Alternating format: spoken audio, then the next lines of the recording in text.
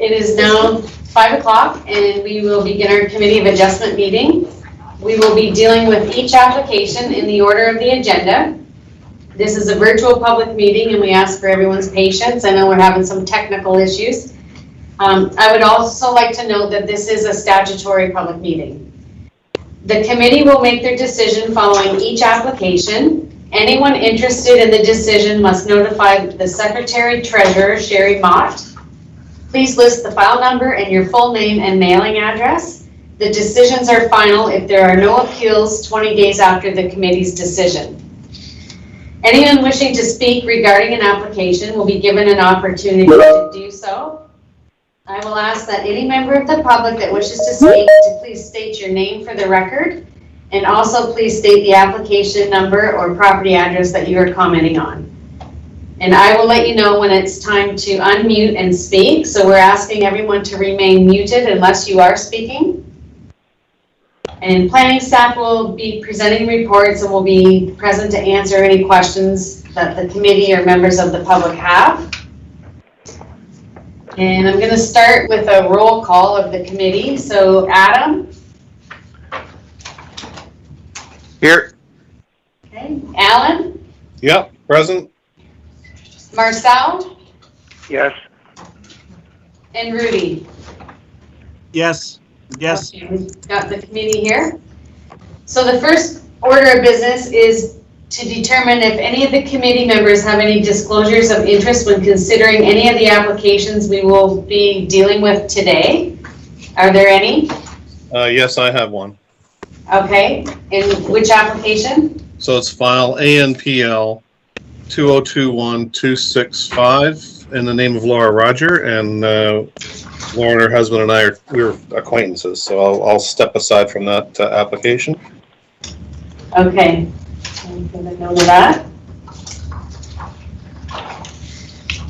Okay, and all the committee members should have received and read the minutes of the last meeting, which was, what was the last meeting? September 15th. September 15th. David Rowe. I tried to log on, but I can't do it through the normal meeting, so I had to use the phone.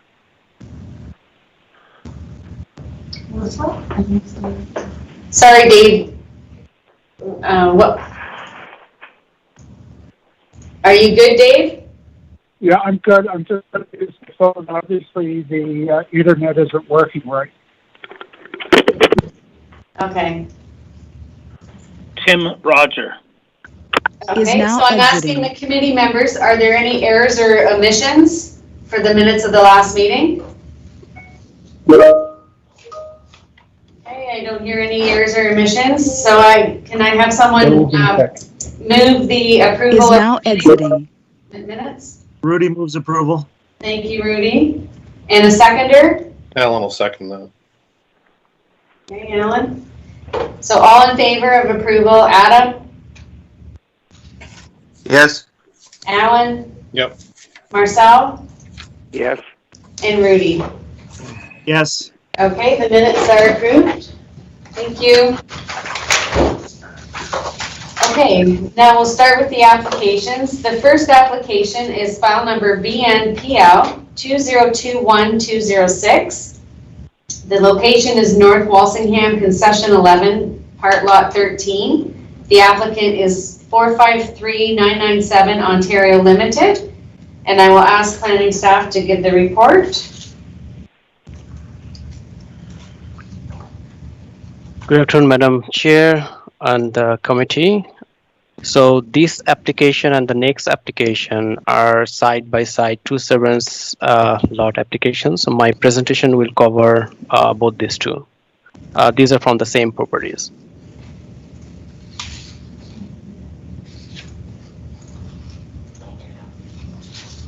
So these applications are to sever two parcels of lots from a farmland, both having a frontage of 28.33 meter, a depth of 142 meters, and a lot area of 4,022 square meter. The subject lands are located in Langton Hamlet. The retained parcel has a frontage of 326 meter approximately along 12th Concession Road, and remaining and the proposed severed lot are facing Highway 59.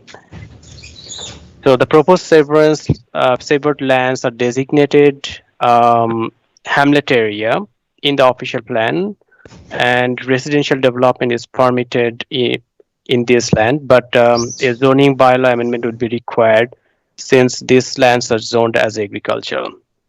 The applicant already submitted a zoning bylaw amendment application, and a public hearing was held on October 6, 2021. No public comments has been received for these applications. The proposed lot configuration satisfy the proposed zoning bylaw. The approval of the zoning bylaw will be a condition for these severance applications. The proposed severance application are consistent with the provincial policy statement and confirm the intent and objective of the official plan. Planning staff recommends the approval of these two severance application with the conditions listed out in the report. Thank you.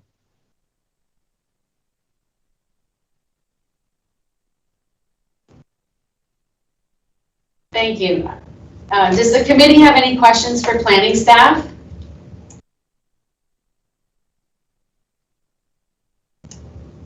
Okay, no questions for planning staff. Is there any member of the public that wishes to speak regarding this application?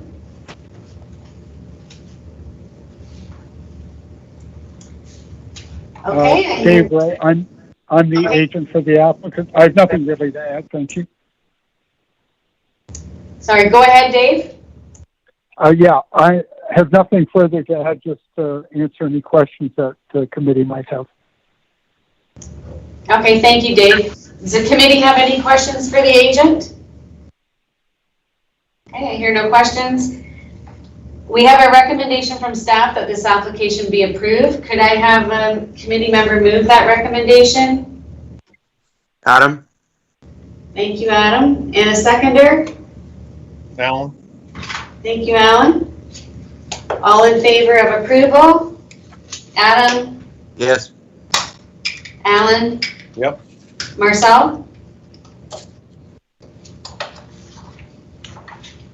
Marcel?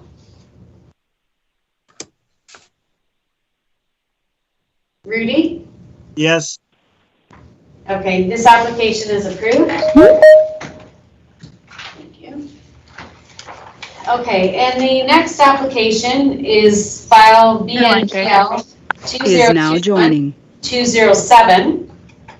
I guess we dealt with that basically in the first report.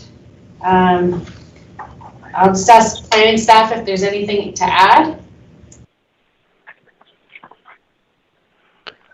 Madam Chair, the severed lot configuration are exactly same for these two lots, so there is no further comments on this.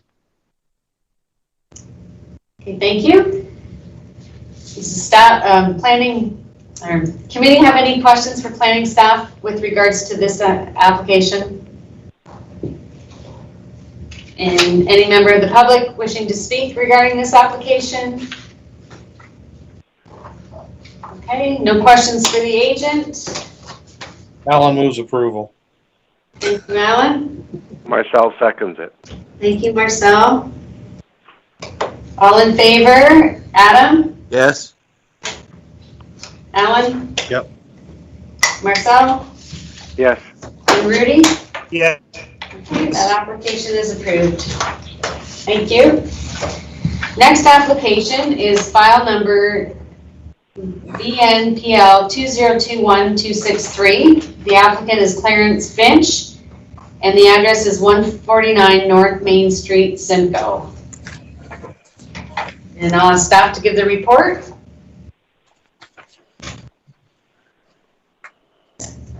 An application has been received to sever a parcel having a frontage of 32.63 meters and a regular width of 27.48 meters and a regular depth of 26.4 meters. Is now exiting. And having an area of 563.3 square meters and retain a parcel having an area of 741.1 square meters as the creation of a lot within the town of Simcoe. So the subject lands in total are just over 1,300 square meters in size, or about 0.32 acres, with approximately 31 meters of frontage on the Queensway and 27 meters of frontage on North Main Street. As you can see, the property goes right through. The proposed severed lands would front onto the Queensway, as you can see highlighted as subject lands. The application identifies that the parcel to be severed contains a barn, which has functioned as an antique shop, and 2 sheds. The land proposed to be retained includes a residential duplex. The surrounding lands are a mix of residential to the south and commercial to the north. This is of course just west of the very obvious intersection of Norfolk Street North, or Highway 24, and the Queensway. So it's just west of that. The proposed severance is associated with a zoning bylaw amendment, ZNPL 2021-262, which proposes to rezone a portion of the subject lands to better match the existing separation of uses and to facilitate a severance which creates the 2 lots consistent with the zoning. So obviously that's the portion that's before you today. The application is expected to be heard as far as the zoning bylaw amendment, a public hearing around November 2nd, 2021. Further to that, comments have been provided from a neighboring property owner, just in regards more so to the zoning bylaw amendment, but I did just want to provide it to the committee and the chair just to be aware of. It is about a page and a bit. It does tell the history of the property, various ownerships, but most of their comments are more in regard to the zoning component of this. I would note just at the end, they do have comments about existing commercial properties being in existence. So they have questions about rezoning a parcel of this size, which obviously the size of the proposed severance would be the purview of this committee. But for the most part, the comments are directed towards zoning. That being said, because they're interrelated, I wanted to make sure that those are also provided to the committee to have as part of their decision. And I'm happy to speak more on those if you wish. In all of that though, from the severance perspective, looking at the severance, the professional opinion of planning staff is that the subject application is consistent with the PPS and conforms to the official plan. So staff do support the application and recommend that it be approved, subject to the conditions attached in the report. Thank you. Okay, does the committee have any questions for planning staff? Yes, I do. Okay, go ahead. Nicole, going back to the comment on the rezoning, can you just kind of zero in on what the comment is? Yeah, so there's just kind of multiple comments. So it was in direct relation to the zoning originally. So they pertain to how it's reflected. I can read them if that's amenable to the chair, if that works. Sure, go ahead. Okay, and I'll try to read as loudly as possible to make sure you can hear clearly. So to whom it may concern, please accept the following as our comments and concerns for the above proposal, the above being the ZNPL zoning file. We own and live in the house neighboring to the east of the property in the proposal. We purchased the home in 1986 and raised our family here. At the time, Mrs. Moore owned the property in the proposal and had operated a hobby antique business in the Red Barn for decades. The business was calm and quiet and fit well with the residential homes on Main Street as it was named then. After her death in the late 80s, the property was sold and rented out. Unfortunately, the Red Barn was rented to a car stereo shop, extremely noisy. At that time, we found out that the residential boundary line actually went through the barn and only a portion of the front was commercial, which is depicted inaccurately on the map, which is a discrepancy with our mapping, just to clear that one out. A proposal for rezoning the property to commercial went to the county at that time, so back in the 80s. I believe it was, 1990. They're still searching for the paperwork. But a neighborhood petition was signed, presented to council, and the commercial proposal was declined. One of the main reasons it was declined was due to traffic congestion in the area due to the gas station, the strip mall, the entrance to Elizabeth Street, and other area businesses. If anything, the traffic has gotten worse over the years. The barn was eventually rented a couple of decades ago to John Tatarka, thank you, and was once again an antique business, which was and still is a suitable fit for the surrounding properties as it is only part-time. The map that we received with the proposal does not have measurements on it, so this was the zoning component, which makes it hard to determine the new division line, which stops with regards to the side of our house. We have concerns regarding what problems may arise in the future should this become commercial property. We believe that the property value will be affected should the zoning be allowed to proceed. It has already been affected by the mess, stack of wooden skids, rusted furniture, etc., that the lower tenant in the house has in the side yard. We've asked Mr. French on numerous occasions to have the tenant clean it up, and we know he has asked them to do it with no avail. Yes, I know there's a clean property bylaw, but we have been hesitant to call as the tenants tend to be vindictive type and don't need damage to their property. Should the north end of the property be rezoned and possibly be sold in the future, we have no guarantee that it won't end up in a similar state. We currently have a tree and bush buffer that helps to block noise. Should they be removed from the property and a parking lot or driveway installed, we would not only have lost a noise buffer, but a protective barrier to prevent or slow down a possible vehicle collision with the house. Should the proposal be passed, we would like to request that a requirement for the proposal would be for Mr. Fish to install a solid wood fence along the east property line to separate the commercial from residential. The other businesses along the stretch of the Queensway have installed fences between them and residential properties on North Main Street. We looked at the list of permitted uses in the county's current zoning bylaws and found many of the acceptable uses not conducive to the small size of the property. If the proposal should go through, we request that the list of uses for the property be limited to ones that are of quiet and less intrusive natures, befitting a residential area, and she lists some examples from the zoning bylaw. Or they, I should say. In conclusion, with the amount of empty commercial properties in the town of Simcoe in Norfolk County, we are questioning why there's a need for such a small parcel to be rezoned, especially considering the traffic congestion in the area. Would it not be better to have a small commercial sliver through the middle of the barn, be rezoned to residential, and end the wonky zoning boundaries for this piece of property? And that is from the neighbors. So I can speak to kind of different components of this if the committee would like. So one component of this is with a commercial property. I would note that through the rezoning process also comes any redevelopment occurs, a site plan application would be required. So issues about noise buffers, driveways, etc., all of that would be dealt through that process, as with the uses. So that comment is taken from staff, and so that's something that may be explored with the applicants about potentially reducing the uses that are permitted with that rezoning to things that are appropriate for the size of the lot. Obviously, assuming a severance occurs to create that smaller lot existing. I would note that the official plan designation of this property, which I don't think we have as a layer for our diagrams for you today, but the official plan designation is for commercial on this section, despite there being residential uses in the area. So I fully acknowledge that there's housing in this area right now, but the designation for that area is in fact commercial. So that is something we're cognizant of as well, and all of this will be provided to council. And am I missing anything? Oh, just the traffic congestion, all of that would also be addressed through the zoning bylaw process and the site plan, which if they redevelop anything beyond an antique shop in this little barn would be required. Thank you. Any other questions for staff? Okay, no other questions for staff. Is there any member of the public that wishes to speak regarding this application? Okay.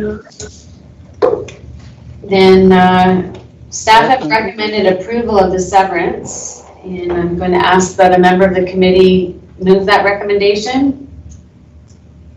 Marcel approves. Thank you, Marcel. A seconder? Rudy seconds. Okay, Rudy. All in favor, Adam? Yes. Alan? Yep. Okay, Marcel? Yes. And Rudy? Yes. Okay, that application is approved. Okay. Okay, the next application is file number BNPL 2021081. The applicant is Sherry Van Quatham, and the address is 575 Jackson Side Road, Cortland. And I will ask staff to give the report. So I'll try to keep this one a little less winded. So the two applications, actually this one and the following minor variances associated with this, have been before the committee before. This is a file that was previously deferred. So staff did have discussions with the applicants, and it was their decision to bring it back as it was originally presented with no changes. David Rowe. Is now exiting. That is what is before you today. Largely, staff comments remain the same. In fact, most of the report stays the same. The only difference would obviously be the recognition that we have previously spoken of this back in the May meeting. So if anyone wants refreshers, I'm happy to speak to that. But since I've spoken to it before, I'll let you go from there. Okay, committee have any questions for planning staff?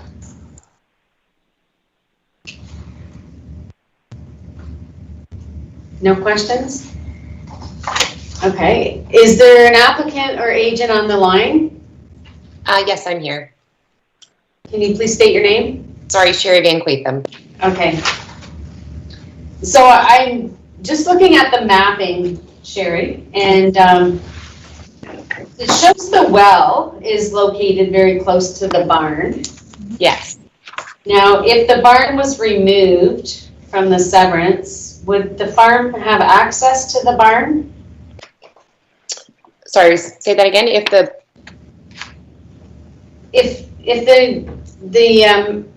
barn was actually removed from the severance application, yes.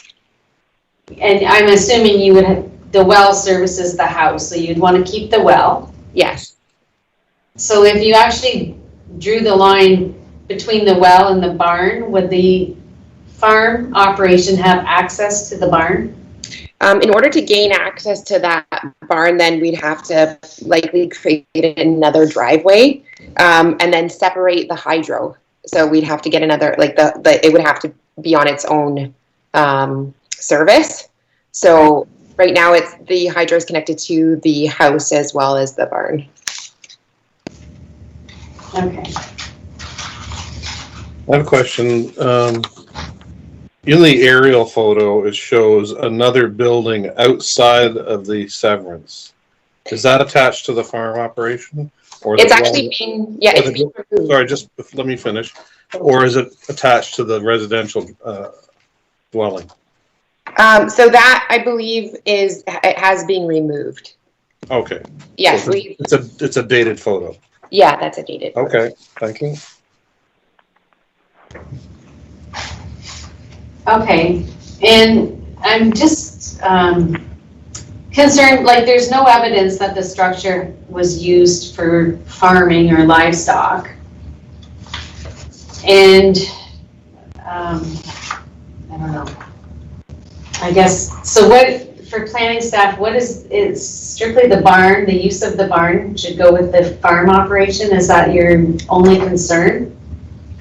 Yeah, so just do that.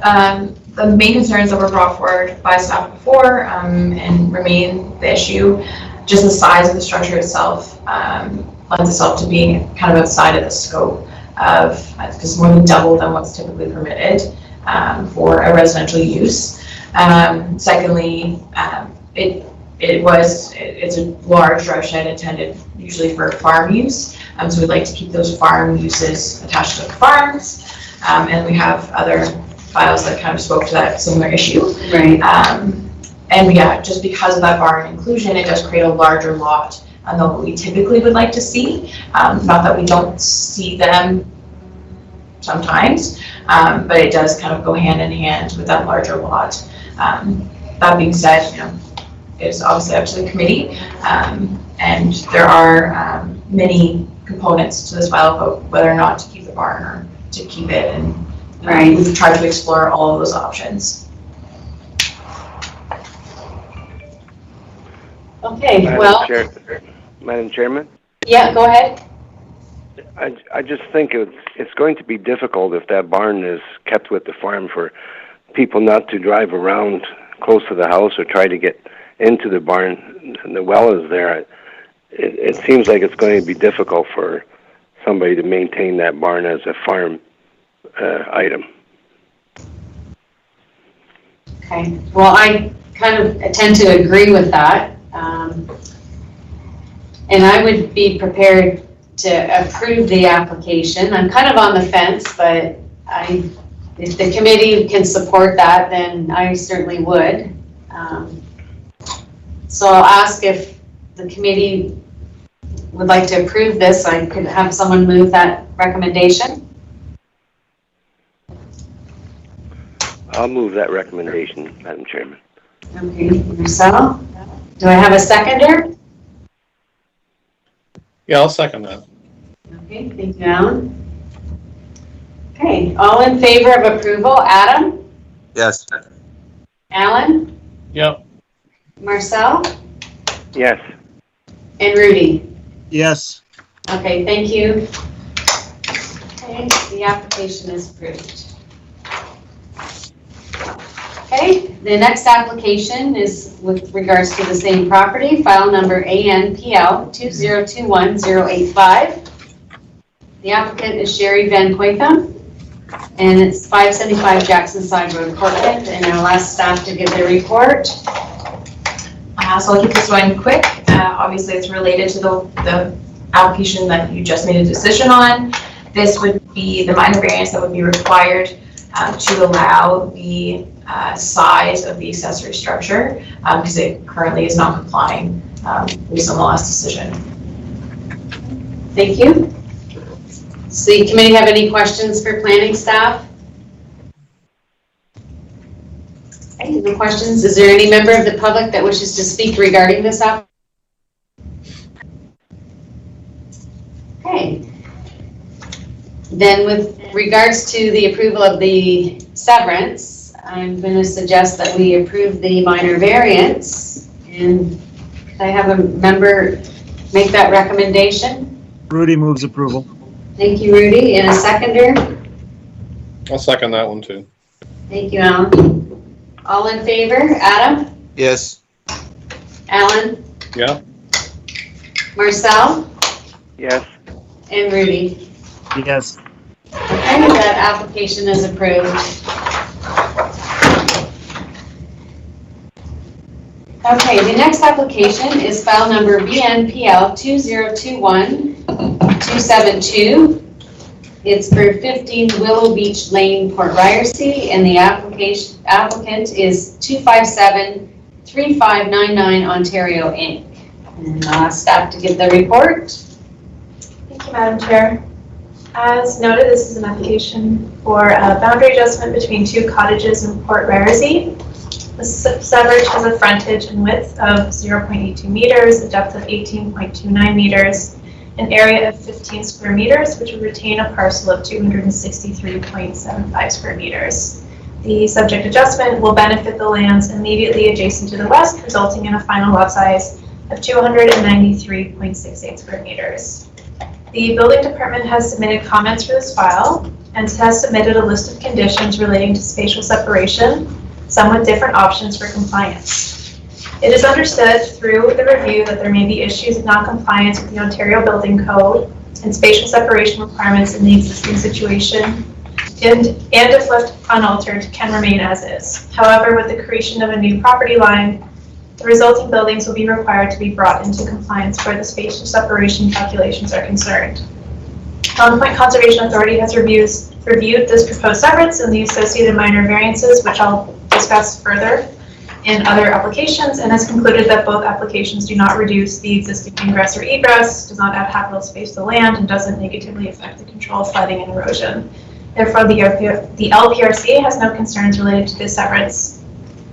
Planning Department staff have completed a site inspection and are of the opinion that since the requested boundary adjustment does not add additional activity or physical structures onto the site, it is appropriate in this instance. Staff support this application and recommend that it be approved, subject to the attached conditions. Okay, thank you. Does the committee have any questions for planning staff? No questions. Is there any member of the public that wishes to speak regarding this application? Yes, good evening, Madam Chairman and members of the Committee of Adjustments. My name is Brad Deming. I'm representing owners of both properties, 15 and 17 Willow Beach Lane in Port Ayres.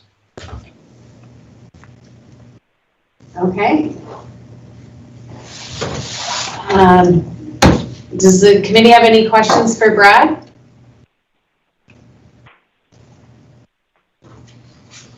Okay, no questions. Then staff have recommended the severance be approved. Can I have a member of the committee move that recommendation? Excuse me, Madam Chairman. Oh, sorry, go ahead. Yeah, concerning some of the conditions, I'd like to speak on them.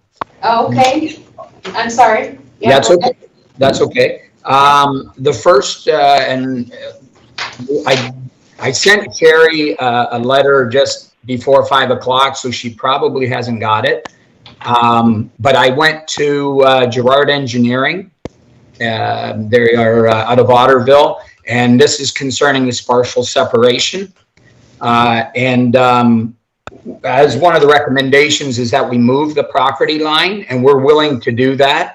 So he has done an official letter to you addressed to the committee, which says if we move the property line back a little bit more towards 17, it will keep 15 100% clear of doing anything for the separation.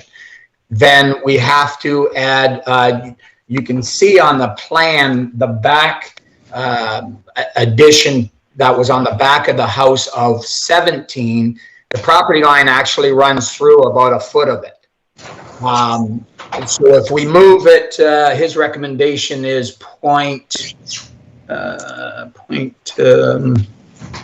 it was 0.6, it's 0.615 meters. If we move it that over towards 15, what that will do will help everybody as far as the property line not running through the cottage. And his recommendations are on that parcel, which again is only a shed, but it is attached to the house. We would need to put something like hardy board on the outside and 5/8 drywall on the inside, and there's no windows, so that would suffice for the partial separation. And then the 30 feet on the same, it's farther away, and he's cleared that also.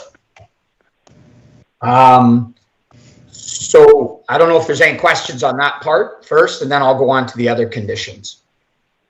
Okay. Let staff, I'm assuming if that satisfies the building department, then the committee would be okay with that. Does staff have any comments with regards to that? Just a question. So to confirm, you're proposing to take additional lands from 15 and give it to 11? Is that correct? No, it's 17 and 15. So originally we were taking land from 15 to give it to 17 in order to get the property line out of the building. Mainly, that's why we were doing it, along with the other applications. So instead of giving as much, we're going to give a little less. So it's actually 8 inches is what the difference is. So if we give 8 inches less to 17, then 15 will meet all the requirements for partial separation, which makes sense for everybody. So then we only have to deal with 17 for the partial separation. And we're willing to do that. Okay. So I think that'd be amenable to staff. We would just ask that, so the conditions do come from building. It sounds like you just meet the condition automatically, but we would prefer to keep the condition so that, and then have it fulfilled, if that makes sense. Okay, so the condition of the spatial separation being dealt with will remain, and as long as building department is satisfied, then that's not an issue. No, and I agree, because we will just, when we do the severance, we will move the property line is going to be moved a little bit, and I just want you to be aware of that, if that's okay. Okay, thank you. Okay. And you had issues with other conditions? Yes, so the only, so condition number 5 and 6, which are basically concerning the septic systems of both properties. I am a licensed septic inspector, evaluator, and installer, or not inspector, sorry, a designer, installer, and I review septics. So what they're asking for, there's no, because of the way these properties and these houses all along there are, there is no way to legally meet any code for any septic system in any of those properties. Now, I have reviewed both 15 and 17, and as far as my professional opinion, they are both in very good shape and are working well. And they both are along that property line. Neither one of them would intrude on the property line, but right now they're illegal, or not illegal, they're don't meet the requirements. So adjusting the property line isn't going to make any difference, but trying to make sure that they comply, like condition 5 and 6 are asking for, is impossible. You couldn't even put it anywhere on any of those properties, not just the two we're talking about. But if you look at that plan, I can tell you that there's no septic system going to go on any of those properties that is normal, because there's no property left hardly around any of those houses. So I'm recommending that condition 5 and 6 be dropped. And I will supply the building inspectors with a review, an evaluation, which I do, and I would gladly sign both for both properties, because, like I said, neither one of them is good now, and neither one of them will be affected by this property line.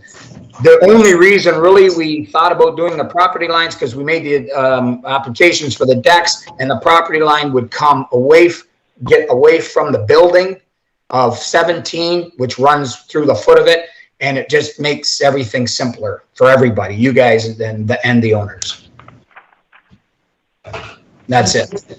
The rest of the conditions I'm okay with. I just don't understand number 9. 9 on the report or 9 on the decision? Because sometimes they change. It's less.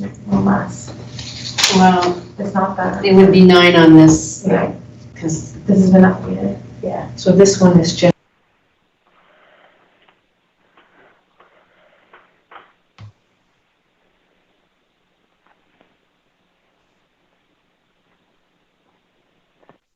Which report has condition 9? I can't. It was. I'm asking the chair. Oh, sorry. sorry, I was muted, I didn't realize it. So it's number 9, it's a technical condition that the Secretary Treasurer will deal with through the severance. So it's nothing. So I don't have it, I guess. Is that what you're saying? Yeah, it won't matter. That's why I can't find it. I can let you know. Well, actually, I'll have planning staff speak to the conditions. Okay, I'd like to hear from planning staff what their commentary is on this. And just to update you, so that the conditions were updated, so our typical boundary adjustment conditions were absent. So we updated to make sure all of them were included and they were provided to the applicant. And so they are in front of the chair. So the ones that are on your report are only the building. The rest of them are standard comment for boundary adjustment conditions. So like the 4 typical at the end for any severance. And then there's 3 that apply specifically to boundary adjustments. So undertaking compliance with subsections of the Planning Act. And the 3rd is referencing who is the severed portion would go to. Okay, thanks, Nicole. What's your commentary on the septic situation? So I'm not a building official. So it's difficult for planning staff to speak to that condition specifically. Right. Because it was put on by the building staff, and what I can say about the conditions that building puts on, either they're dealt with as a condition here or they're dealt with through the building code. Like we put them on here as a preemptive, but the conditions would be from the building code, and they are bound by that, unlike planning, which has some discretion. So if we leave the condition in place like we did the last one, with maybe Mr. Deming and the building department getting together and satisfying that condition to a mutual agreement, we can approve this based on that? If you're amenable to that, yes. Okay. The one question I have for staff is that if, with regards to those 2 conditions, if we amended it just to be that a septic evaluation is completed for both properties and must be determined that the systems on both properties are functioning adequately, then it satisfies So my limited understanding of the building, what the conditions that they've applied, is that the building code would kick in for the septic systems when we do development, including the creation of new lines. Because I did ask questions myself about this file. So because we're moving the lot lines, my understanding of their thought process behind this is when we put the new lot lines, it does activate the building code, and therefore they have to be compliant with today's standards. So it may not necessarily meet the intent of, I think that meets the intent of what Alan would see as for the letter of requirement of on-site sewage disposal system compliance, but I don't think it would meet the test for what Alan would see as number 3, which is the retained lands proposed property line too close to the septic system. That's where that goes much out of my scope as a planning professional. Mr. Deming, do you have a comment to that? Yes, I do. When I was talking, and Sherry might be able or the planning staff might be able to help me with this. When we talked, I believe that this property is hazard land, and I believe that Ontario, the building code doesn't actually kick. There is no development or no rules for hazard land because there's not supposed to be any buildings there in the first place. So, but I believe Sherry or one of the planning committee said that there's some leeway there, and if they can, they try to bump it up to the next level, which is, I don't know if that's Hamlet or what that is. I personally agree with Madam Chairman with what she had put in, because I don't believe that the building code will kick in because it's hazard land. And there's really basically what it's explained to me is there's really no rules in hazard land. You just try to do the best you can, and that's why everything is the way it is. But I believe if that condition that Madam Chairman said was put in and these 2 taken out, in the end, that should really satisfy everyone, even though, because we are moving. I mean, it's either that or you leave the property line where it is, and we're going to be back here whenever somebody tries to sell it or whatever, because the property line's running right through part of the cottage. Yeah, so why don't we move approval subject to the conditions staying in place and letters of qualification to the building department or something to that effect, Linda? Okay, so I'm just thinking how we word that. Jerry? Just leave the conditions as is, let them fulfill them, and the building department would clear.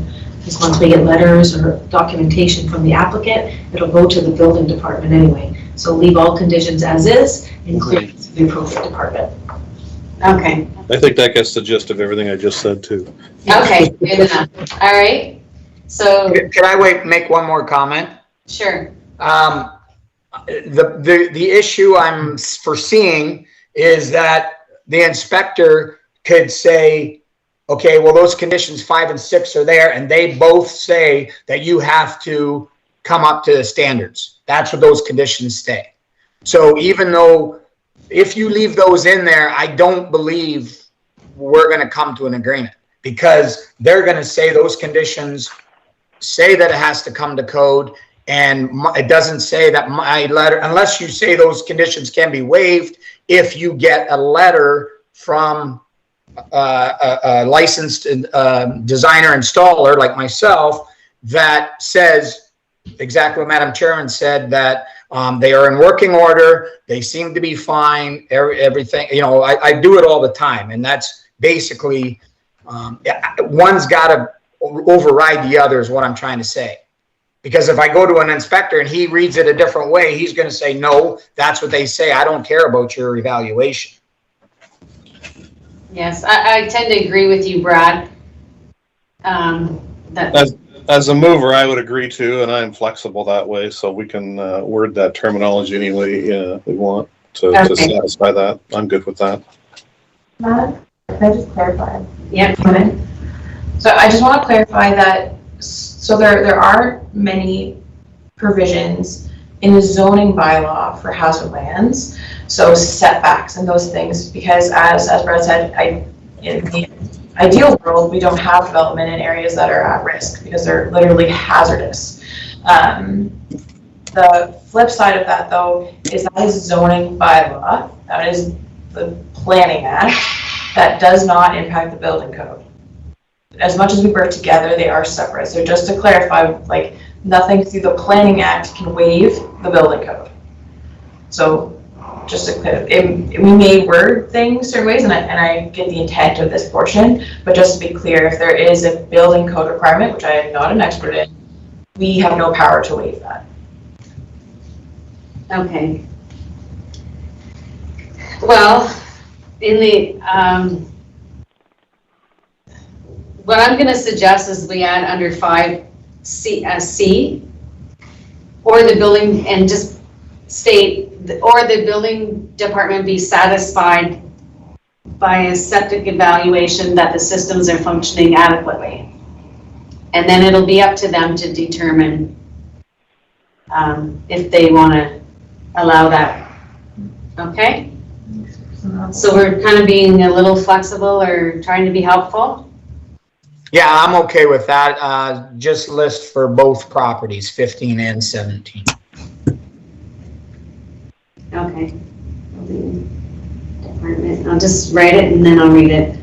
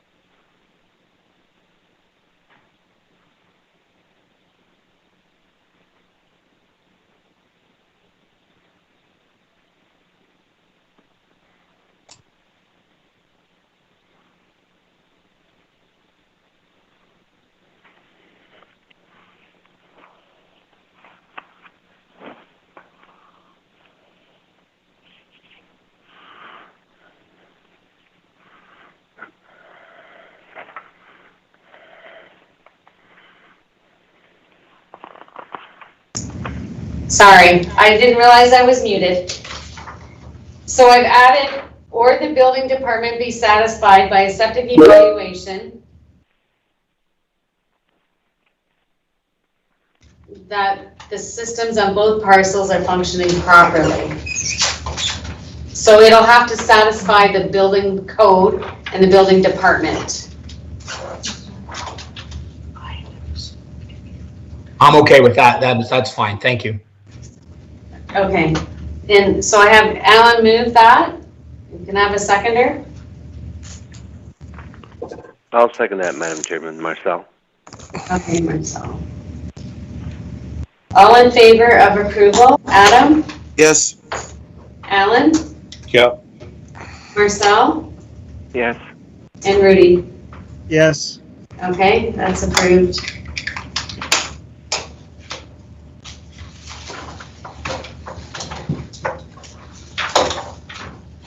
The next application is file number ANPL 2021273, and it's applicant 2573599 Ontario Inc. And the property is 15 Willow Beach Lane, Port Ryerson. And I'll ask staff to give the report.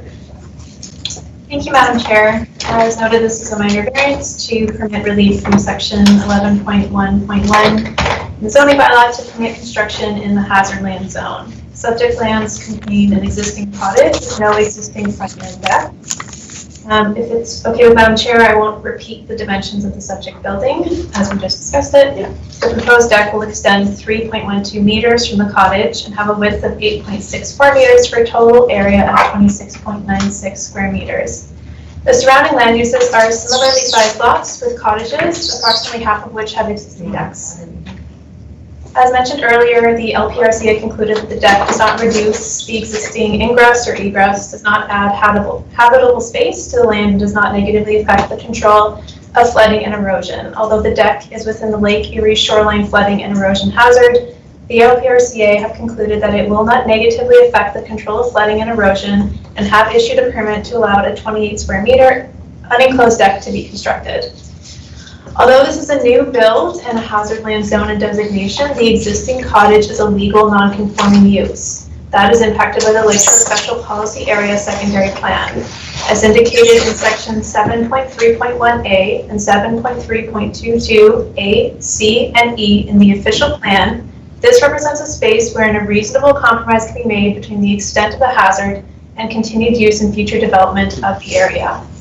Staff would note for consideration by the applicant that since the deck is within the Lake Erie shoreline flooding and erosion hazard, and it has been identified through GIS that the shoreline is moving inland, that the use may become incompatible and the potential loss of property in the event of a flood may or may not be considered minor to current or future property owners. However, given the surrounding context of cottages with decks and the LPRCA stance and the official plan considerations outlined earlier, the application is considered appropriate because it supports the existing use of the residential dwelling and reflects the character of the surrounding neighborhood. The staff report provides a more detailed summary of how this proposal is consistent with the policies of PPS, the official plan, and the zoning bylaw, given the gray area we discussed in the hazard land zone and designation. Please note that there is a typo in this report which says it does not conform.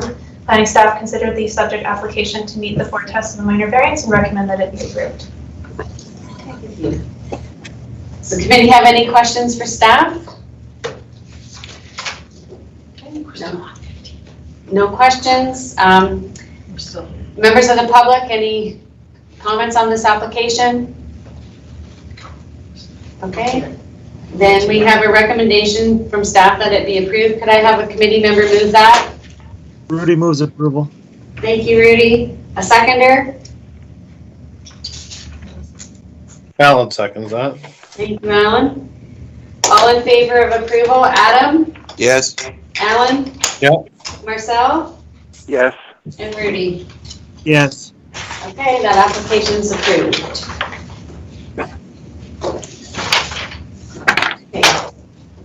The next application is file number ANPL 2021274. Applicant is Jacob Bishop, and it's 17 Willow Beach Lane, Port Ryerson. And minor variance. I'll ask staff to give the report. Thank you, Madam Chair. Like the previous application, this is also to permit relief from the section 11.1.1 in the bylaw to permit construction in the hazard land zone.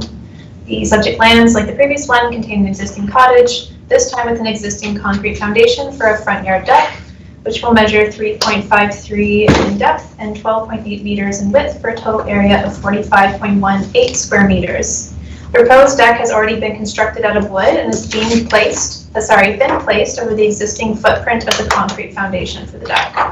Like the previous two applications, the LPRC has reviewed the application and come to the same conclusion regarding existing ingress or egress, habitable space, and the control of flooding and erosion. A permit from this office has been issued to recognize the construction of an unenclosed deck.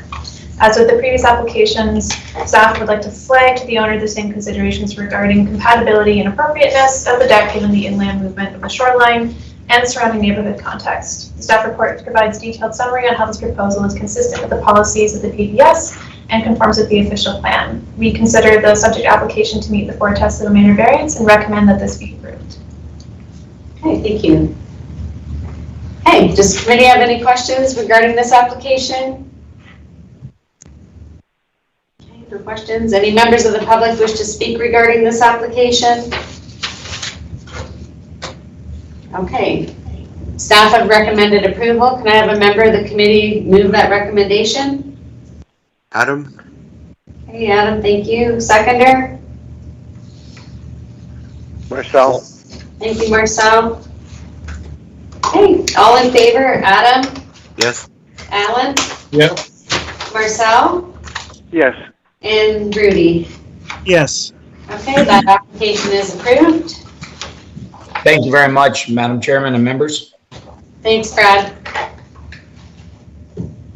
Okay, the next application, I guess, Alan, you won't be participating. That's correct. Okay, and it's file number ANPL 2021265. The applicant is Laura Roger, and the location is Port Dover Plan 207, Block 14, Lot 51, Part 50. And it's for a minor variance, so I'll ask staff to give the report. Thank you, Madam Chair. So as noted, it's a minor variance to permit relief from section 3.2.1G of the zoning bylaw, resulting in additional 35 square meters from the maximum permitted usable floor area of 55 square meters in order to build an accessory structure to serve as a garage with access from Greenwich Street West. Subject lands are approximately 1,109 square meters in size and front onto St. George Street in the urban area of Port Dover. The lands are zoned R2 and designated urban residential, and currently contain a single residential dwelling. The surrounding land uses are also residential with a public library to the west. The staff report provides a detailed summary of how this proposal is consistent with the policies of the PBS official plan and zoning bylaw. Planning staff consider the subject application to meet the 4 tests of a minor variance and recommend that this be approved. Okay, so committee have any questions for planning staff? No questions. Is there any member of the public that wishes to speak regarding this application? Okay, can I have a member of the committee move the recommendation for approval? Rudy moves approval. Thank you, Rudy. And a seconder?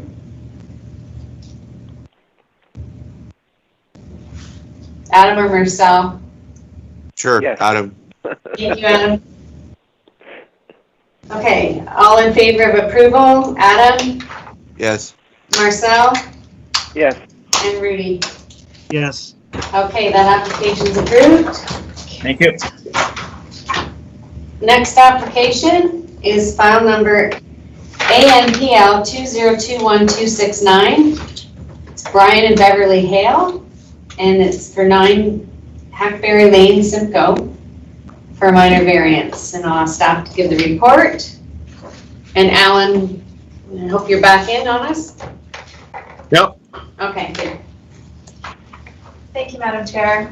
As noted, this is a minor variance to permit relief from provision 3.6A of the zoning bylaw for an existing deck with interior side yard setback of 0.81 meters, which exceeds the minimum interior side yard setback of 1.2 meters. The justification by the proponent identifies that the deck cannot meet setback requirements without impacting the exit of the rear patio doorway.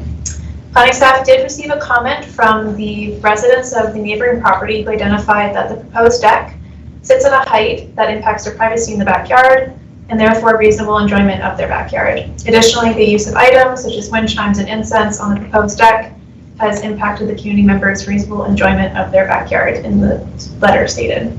Since the submission, staff have received additional 3 comments from the public, which I'm submitting to you, Madam Chair. One letter is from the proponent, which has stated the neighbor with the concern has since moved, and the other 2 letters identified that they are not concerned about the deck and recommend that it be permitted to remain and be granted the relief. Planning staff have done a site visit and consider that the subject application to be consistent with the policies of the PPS and conform to the official plan. We support this application and recommend that it be approved, subject to the attached conditions. Okay, thank you. Does the committee have any questions for planning staff? Yeah, can you just go back to the public comment? So which person moved, that somebody moved? Is that what you're saying? Through the chair, yes. The initial comment from the public was a neighbor of the property who has since been identified to have been moved from the proponent. That would be the one that we have here in the package at number 11? Yes, that's correct. Okay. And then the other comments were in the positive. Is that what you said? Yes, that's correct. Okay, thank you. Okay, any other questions for staff? Any member of the public wishing to speak regarding this application? Okay, staff have recommended approval. Can I have a member of the committee move that recommendation? Marcel approves. Thank you, Marcel. And a seconder? Adam? Thank you, Adam. All in favor of approval? Adam? Yes. Alan? Yeah. Marcel? Yes. And Rudy? Yes. Okay, that application is approved. Next application is file number BNPL 2021276. The applicants are Sandra and Anita Gilvazy. The address is 175 Highway 19, Tillsonburg. And I'll ask staff to give the report. Thank you, Madam Chair. This is a boundary adjustment application. The subject land is located at 175 Highway 19, and the receiving land is 179 Highway 19 in Tillsonburg area. All lands are zoned as agricultural. Current area of the subject property is 36.95 hectare. Current area of the receiving property is 2,045 square meter. The area of boundary adjustment is 156 square meter, which is approximately 0.1% of the retained land. The area of the retained land after the boundary adjustment would be 3,036.83 hectare. The area of the receiving property after the boundary adjustment would be 3,201 square meter. Planning staff evaluated the boundary adjustment through the lens of technical reasons for what a boundary adjustment may be justified in the agricultural area as per PPS policy section 2.3.4.2 and offshore ban policy 7.2.3, and these are related to lot adjustment. Particularly, these are related to lot adjustment in agriculture area. The following reasons are identified as technical reasons. The existing well, which is used by 179 Highway 19, which is the receiving property, is located on the west side where the boundary adjustment is proposed. That means this is an existing well which is used by the receiving property, which is not in their property line, which is to the adjacent property where the boundary adjustment is happening. The existing septic system includes a septic bed which is more than 400 years old, and the applicant mentioned that they may need to reconstruct and expand the septic bed. Additional space will help for further expansion. The lot frontage of the existing land of the receiving property is 21.62 meters. The proposed boundary adjustment will allow them to have a full 30-meter lot frontage, which is the standard lot frontage for this kind of agricultural land with residential dwelling. And that will provide access to the rear yard for an accessory structure. These are considered as technical reasons in this report, and no public submission is received so far.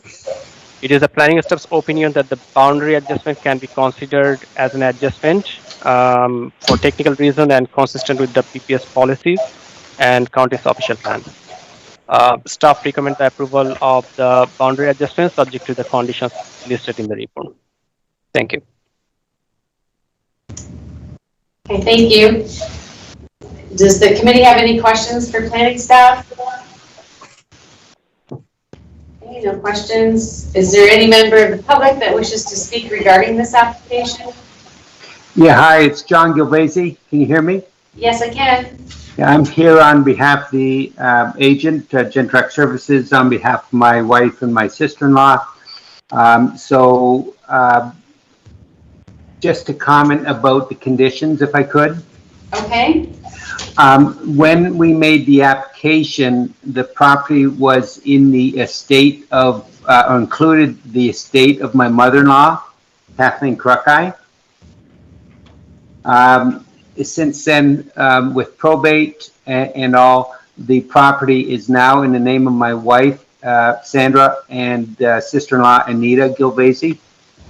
Okay, so with respect to planning condition number 2, it speaks to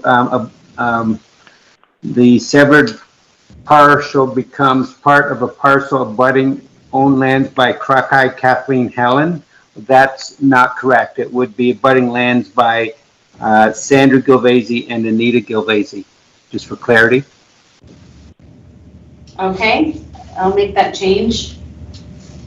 And then just another question about condition number 7. I'm not quite sure what section 50 of the Planning Act refers to, specifically section 3 and 5 of that section.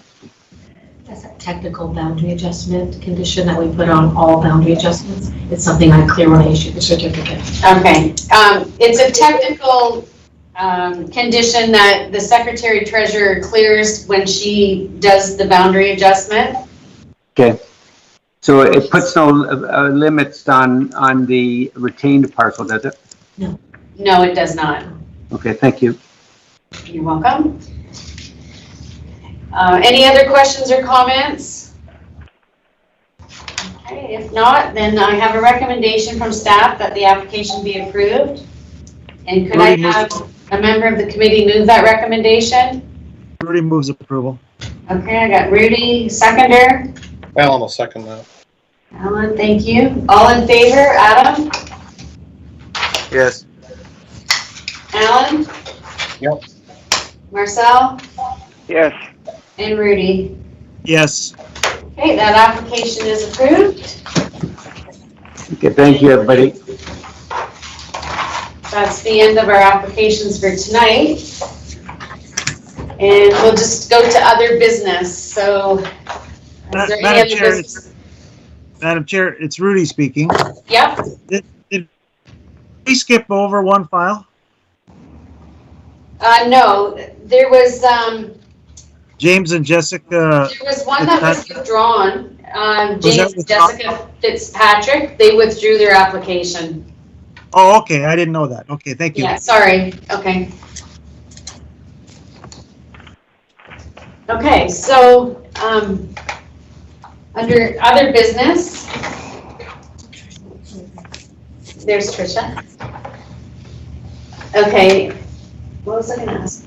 Oh, about the, live meetings, what's the status of us going back to physically meeting as a group?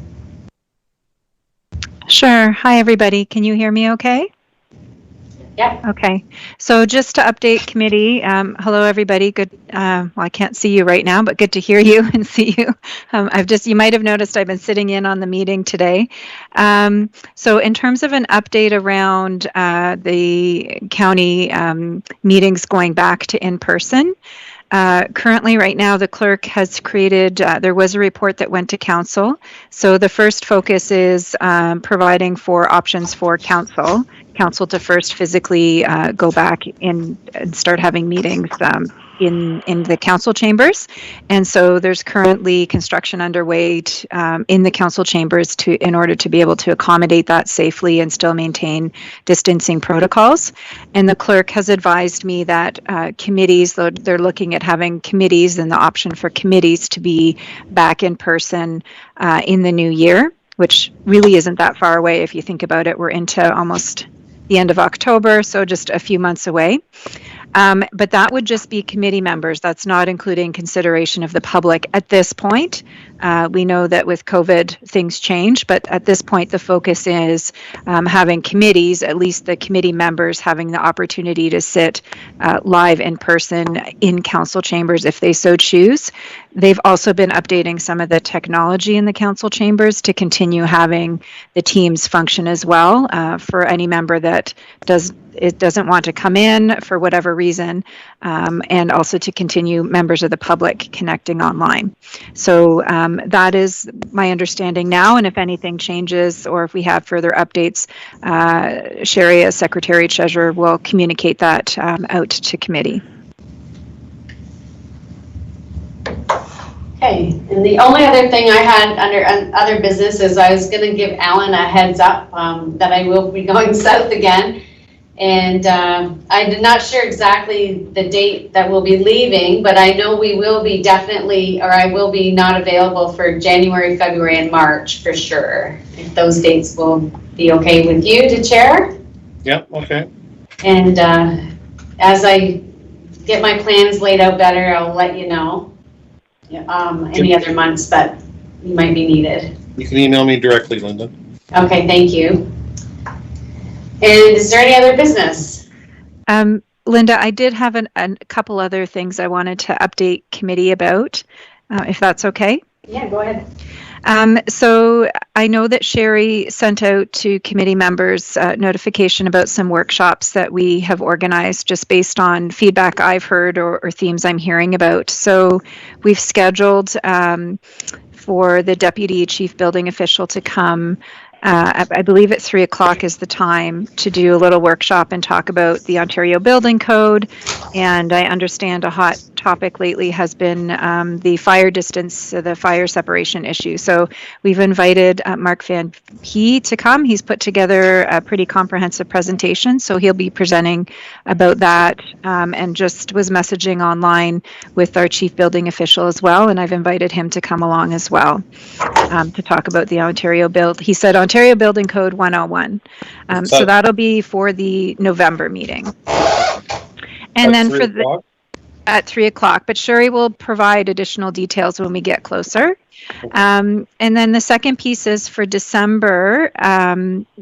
We will do another little workshop. I've reached out to the county solicitor, Paula Botis, and just to do a refresh of some other issues, some other things such as conditions and the role of conditions and making changes to conditions and just another quick refresh on some other themes. There's been some hearing decisions recently, so just sharing some additional information for committee. So Paula Botis and I will do that just ahead of the December meeting. And I also, the third item I wanted to flag for committee is your term aligns with municipal county council term. So next year is the end of term, and alongside with that is the bylaw that enables the this committee and the terms of reference. And so I've opened up the terms of reference. So just wanted to put the thought to committee to start thinking about. Take a look at the terms of reference, and if you have any specific feedback on what's in there, how things have been functioning, especially this past year, I'd like to collect that because we'll be taking a report early in the new year to identify any potential changes to the terms of reference or not for council that would go along with the bylaw. I understand in 2019, a committee member resigned and had did a deputation to council indicating potentially reducing the number of committee members. And we have functioned for the past year or so with one less committee member. So put your mind to, is that functioning? Is that appropriate? Is it better with an additional committee member? So things to think about, and you can flow that feedback through the chair and or Sherry Maude as Secretary Treasurer, and just collect that general feedback. So I'll be working on that report in the new year. So those are my 3 items, and if there's any other questions, please let me know. There's just one other thing, Tricia, that I'd like you to, with the building presentation, to add is the example from today about the septic system. And when it's actually, like, I totally understand the building code and that the building code supersedes everything. But that condition was impossible to meet, which would then have kind of voided the boundary adjustment, which I think was probably a good thing. So I think we were just trying to add an option because it's, I don't know, everything doesn't fall within a box all the time. And so I'm not sure how we're supposed to deal with that when it makes sense that was the only way to address the septic. Otherwise, they could never meet the condition. So sometimes I think the box is too there, you know, and are these things open for interpretation at all? I know the building code supersedes everything, but given the septic systems are there, the cottages are there, and if they're functioning properly, it makes sense to allow that boundary adjustment. Yeah, so I think that's why we're doing this little workshop for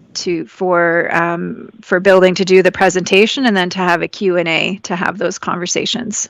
Absolutely. Okay. But if you could maybe just give them a heads up on that example. Yep, I've written it down. I have a list of notes from today. Some feedback. Okay. Okay, that's all I have. If there's nothing else, then it is 6:22, and I need someone to move that we adjourn and meet at the next regular session to be held Wednesday, November 17th. Alan moves that. Okay, Alan, and a seconder? Adam. Adam, okay, all in favor? Yay. Marcel, Rudy? Yes. Okay, we're adjourned. Thank you.